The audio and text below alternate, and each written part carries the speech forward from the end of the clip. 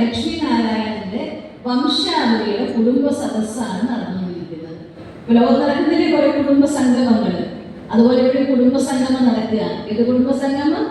ഈശ്വരീയ കുടുംബ സംഗമം, ലക്ഷ്മി നാരായണന്റെ കുടുംബ സംഗമം, രാമൻ സീതയുടെ കുടുംബ സംഗമം ഒക്കെ ഇവിടെ നടന്നുകൊണ്ടിരിക്കുകയാണ്.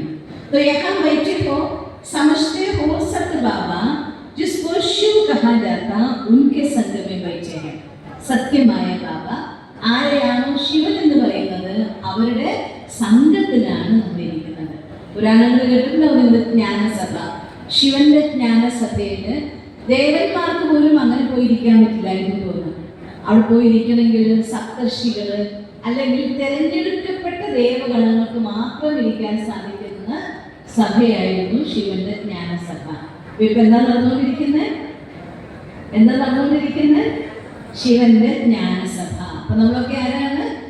ശിവൻ തെരഞ്ഞെടുത്ത സപ്തർഷികളായിരിക്കുന്ന മുനിമാരാണ്. तो शिव बाबा की रचना है, वही रचना